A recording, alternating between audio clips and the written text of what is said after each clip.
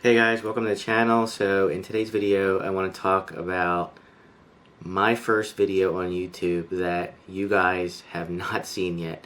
So back in November 9th, to be exact, 2012, I had uploaded my first video on YouTube, and at that time my channel was monetized and I was making money on the channel, and believe it or not, I think I made like $4.61, which is still in my account because obviously I have not met the threshold to be able to get a check from YouTube yet. So that's my goal. Of course, 4,000 watch hours, 1,000 subscribers. We are on the grind, guys. So we are working on it. I am working on it as best as I can, and I want to thank each and every one of you who subscribe, who hit the bell button, who comments, and who hits the like button. It's much appreciated. So back in July of 2018 is when I decided to redo my channel. So back in 2012, I had uploaded a couple of videos on my channel, and I decided to delete those videos back in July of 2018 and start from scratch. But I want to show you guys what I had filmed. I originally did a video that reviewed a weather station that I had bought on Amazon back in 2012, and actually this November 9th will make 8 years that I had made that first video that I uploaded on YouTube. And basically the point of this video is just to show you guys that you do not need fancy equipment to create your first video on YouTube. And when you guys see the first camera I used to make my first YouTube video, you guys are gonna laugh. So the camera is actually an Insignia camera, and it's so small I actually fit it in my pocket, and they considered this thing to be HD, and the HD quality on this thing is absolutely horrible. You do have a little viewfinder, there's a little lens. The audio on this thing is completely horrible. So when you guys watch this video, I am not going to color grade the footage from this camera from back in 2012. I want you guys to see the raw footage, unedited, no color grading, and no sound. I am not going to modify anything on that video. So I'd appreciate if you guys would watch the video. Here's the video.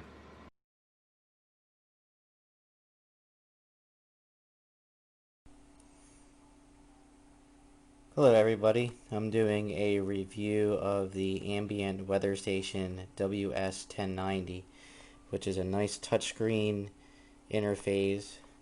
Here you can see the in and out temperature, the humidity, and you can see whether it's sunny, whether it's raining, or whether it's night. Down here you can actually see the time and the date. And over here to the far right you can actually see the memory. You can download the memory right to your computer, and I can actually show you the software on how that's being done. Up here you can see the pressure, and it shows a brief history of the pressure history. And up here you can actually see the wind and which direction the wind is going. It'll actually give you the miles per hour, and it'll give you the rain in inches, or however you decide to have it set up. Now I do have this plugged in through USB to my netbook. I will turn this over and show you the model on this. As I had mentioned, it is a WS1090. It may be hard to see. I do apologize for the blurriness of the video. I'm actually working on getting a better camcorder here. Let's go over to the computer. You can see that I do have it hooked up to my netbook. I use a program called Cumulus, and it'll actually give you the wind speed in miles per hour. It'll give you the indoor and outdoor temperature, give you the wind barometer, rainfall, recent extremes, whether there's high wind, high gusts, bearing, min temperature, max temperature, minimum pressure, maximum pressure, rainfall, etc.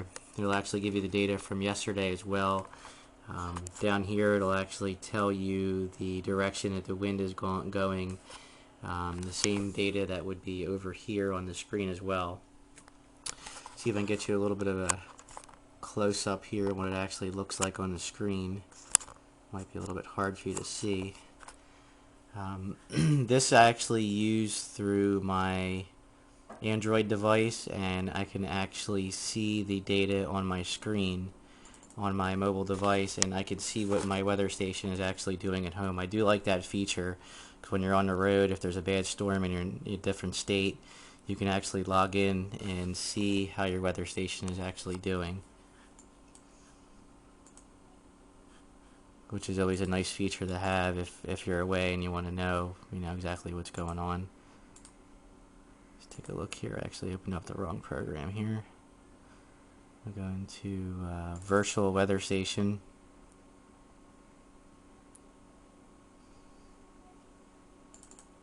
I'm sorry, it's actually called Weather Exchange. I have a couple of different programs here I was experimenting to test out this feature here. So it'll take a second to load, a little bit slow.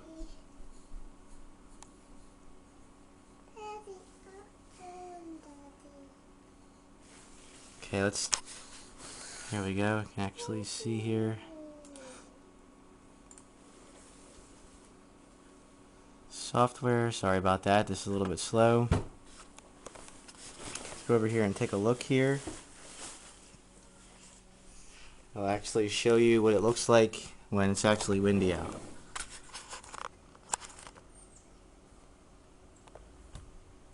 You can actually see the wind cups moving on there. See the wind cup, the weather vane, and the part that gives you the temperature on it. There you go. You can see it's quite windy outside, so you can actually see the wind cup spinning around here. Let's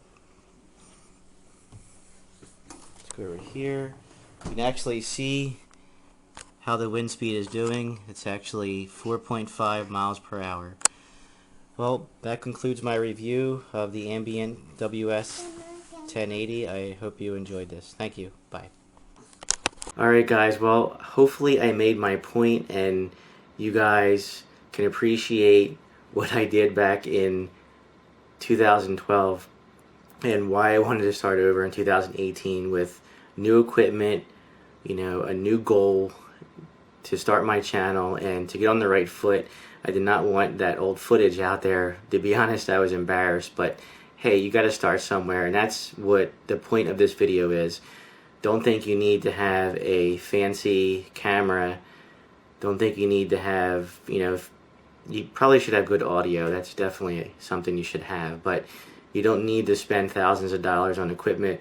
For a while, I was using my iPhone to create a lot of videos before I actually got into buying cameras and experimenting to see what works for me, what works for my channel, what works with what I want to create on this channel.